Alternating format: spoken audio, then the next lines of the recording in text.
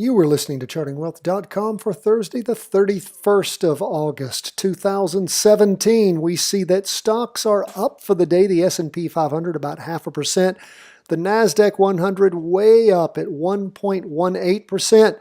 Consequently, we see 20-year bonds are down just a little bit for the day, 0.03, and gold down just a little bit, 0.05%. Let's jump on the weekly chart right into the S&P 500. What do we see going on? Well, we see the price percent oscillator still down, derivative oscillator still gaining downward energy. So far, we see a green spinning top, which means indecision. Price movement has moved, of course, blown through over the course of the week the 2-day trend line and the weekly, gold weekly trend line. So we do have some substantial up movement occurring throughout the course of the week. As we look at that 2-day chart, we can, of course, see it has not crossed over going up yet, but it looks to be headed that way. Derivative oscillator losing downward momentum, gaining upward energy. And it looks like maybe over the course of the next couple of days, we might see a crossover on the 2-day.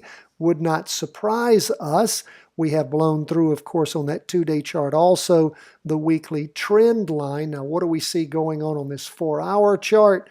It shows us lots of energy gaining at the end of the day on Tuesday the 29th. There was some up movement, and then, of course, throughout the day on Wednesday, the morning and the afternoon, lots of strong up movement. Don't forget this 4-hour chart crossed over going up back in the morning on the 23rd of August. That was this past Wednesday. So again, it has been sliding sideways for quite a while, dipped in the morning of the 29th, and then shot up over the last 3-4 hour period. So we'll continue to watch and see what's going on the S&P 500. Again, 3 prior weeks have all been down movement. We'll see how this week ends up. And again, we'll keep an eye on the weekly chart. In particular, all things being equal, the market tends to move in the direction of the largest chart, and that is the weekly, that is still down. So let's keep an eye on that. If we see rotations over on that 4-hour chart, if Thursday or Friday are big down days, you may have jumping in points for continued down movement. And again, when we look at the movement, even so far throughout the course of the week, it still hasn't rivaled where things started moving down the prior week of the 25th, ending the 25th. So we'll keep watching, we'll keep looking, we'll keep exploring and studying. Next, we're going to move to the Qs, the Nasdaq 100 up considerably for the day, 1.18%. We do see that it has been going down consequently over the last 3 prior weeks. This week is an up week, and in fact, the up movement so far has actually outpaced the beginning of the downturn. When we look at that, it goes up. It ended the day higher than it was when it started the down move back on the week ending on the 11th of August. Almost said October. What do we see going on? Derivative oscillator, still negative, but losing down momentum. We see the price percent oscillator is flat, and the signal line moving toward it.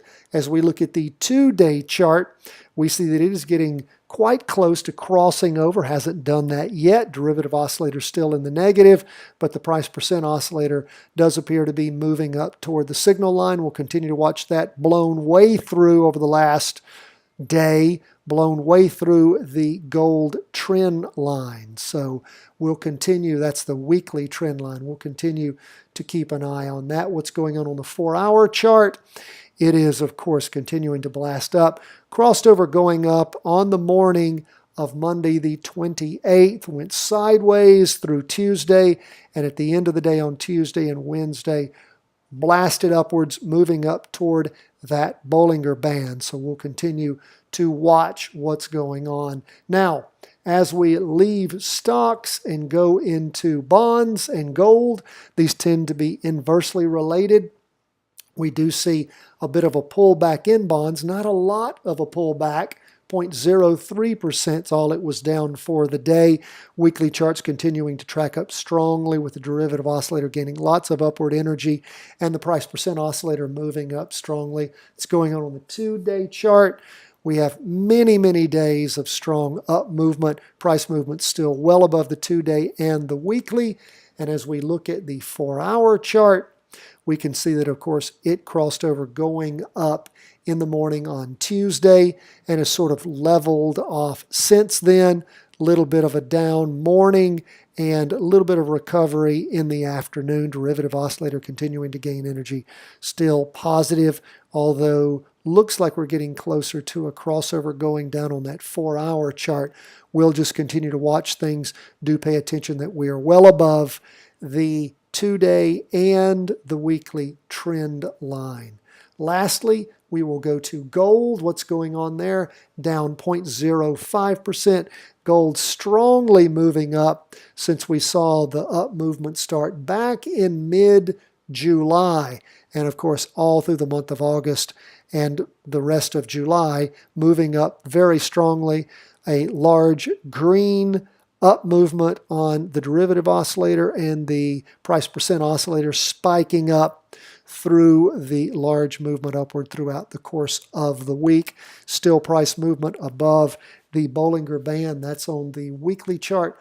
As we look at the 2-day chart, we can see that, again, price movement still up quite nicely, and derivative oscillator still positive, as is the PPO. Price movement well above the weekly and the 2-day trend line. Let's look at the 4-hour chart. We can see it appears to have flattened out, moving down, and we'll see if that recovers and moves up. We'd, of course, had some huge candle up movement starting on the 28th through the morning of the 29th, and since then things have been backtracking a little bit, but still all the price movements within that candle of the morning of the 29th. So we'll continue to keep our eye on gold, still positive. And that's where we are, my friends, as we come to the end of the day on Wednesday, as we go into the last day of August, the 31st. Of course, Friday will mark the new month of September. At the end of September, guess what we will be doing? That is the close of the quarter. We'll be going through that special quarterly chart that we have shared with you in a great training. If you're not already signed up for that training, this quarterly chart, when it comes to the S&P 500, is unbelievably accurate as to when you should get out of the market, when you should get into the market. We see the Trump effect over the course of this last year, and we'll continue to talk about this and study it and share it with you. In order to get that special quarterly training, you just need to ask for it. Now, before you ask for it, do make sure that you are signed up for the daily market reviews at chartingwealth.com. You go to the website, put in your first name and your email address. It is all for free. We will send you these reviews that we do on a daily basis along with the weekly review and forecast. And when you sign up for that, you can, of course, ask for the quarterly training. We will be happy to send it to you. We will also be providing to everyone who's taken that quarterly training the update at the end of September so that you know where that quarterly chart is, what we're seeing from it, what we're reading from it, and what we are looking at possibly happening in the future. That's where we are, folks, at the end of the day on Wednesday the 30th as we go into Thursday, the 31st of August. God bless you. You have questions, problems, concerns, let us hear from you. CW at chartingwealth.com is how you write us. C as in charting, W as in wealth. CW at chartingwealth.com. God bless. All the best from the whole team here at Charting Wealth.